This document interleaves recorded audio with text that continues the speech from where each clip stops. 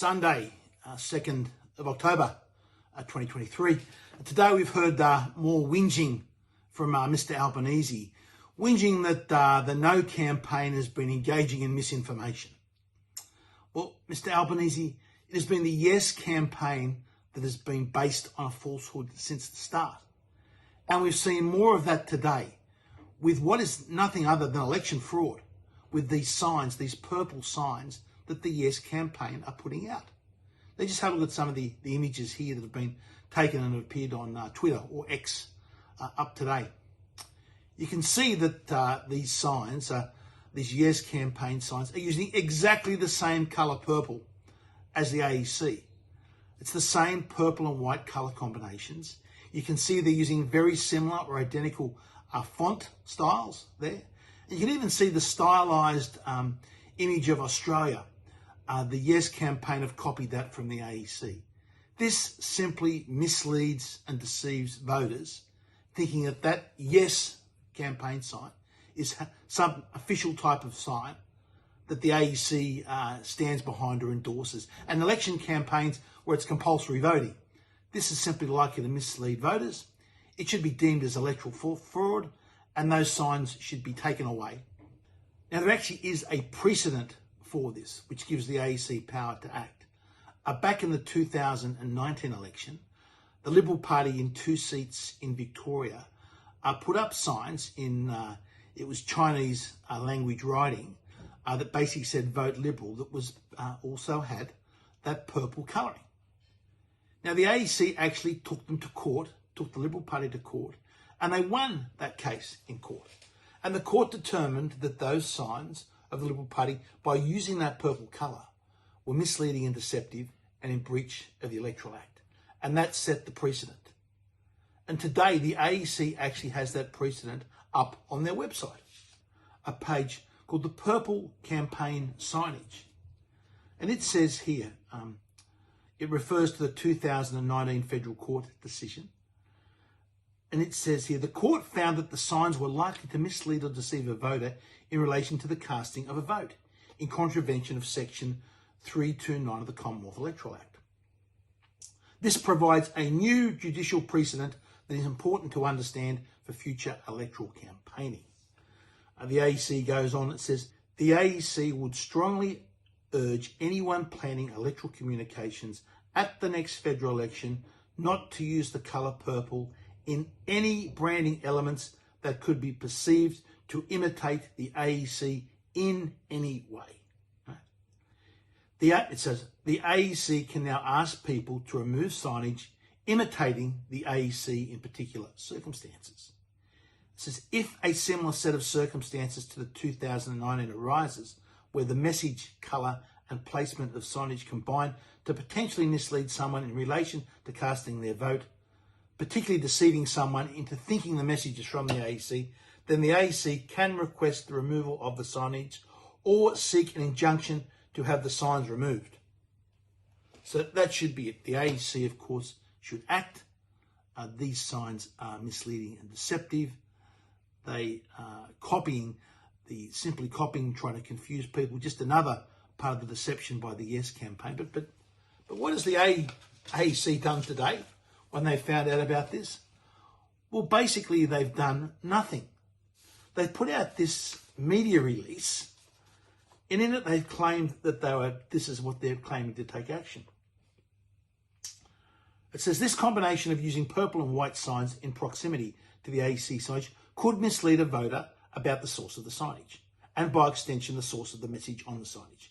Accordingly, that's the AEC, were alerted to this signage.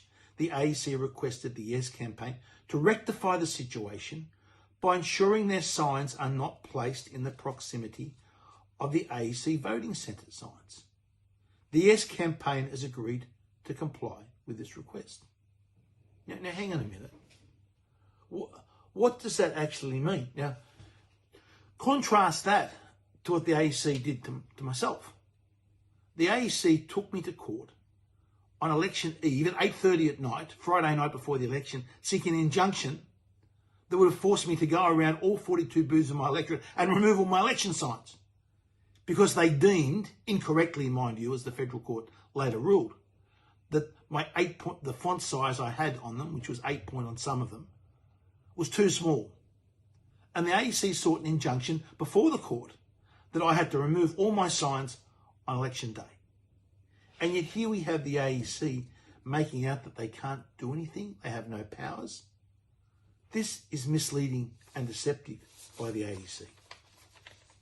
Now, as an excuse not to do anything about these signs, the AEC is saying in this press release, they say the AEC does not have any legal authority to prevent people from using particular colours.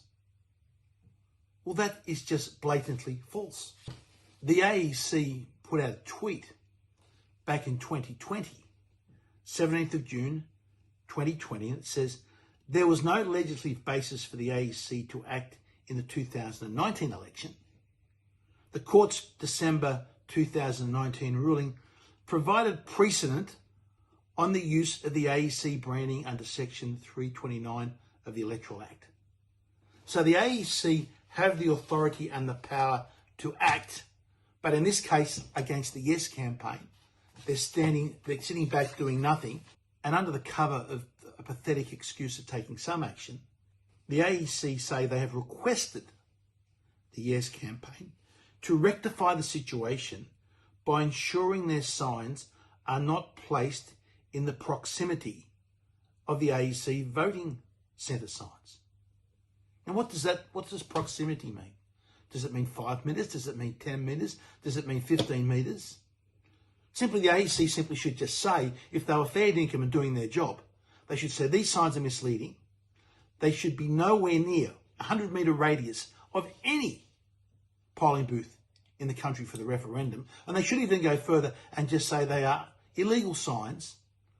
They are a fraudulent attempt. You've deliberately copied the purple colour. You're trying to copy our signage. They're illegal. You can't use them. If you put them out, you'll be fined, and they should be not allowed to use anywhere. Instead, they're just saying they can't put them in the proximity. What sort of vague weasel word language is that? And of course, the Yes campaign has agreed to comply with this request. Oh, good. So if there's a sign there that they're copying to mislead people, they'll just move it a few metres and that's okay. Look, this is simply not good enough from the AEC. There are many precedents that the AEC should act. We only have to go back to the 2020 by-election.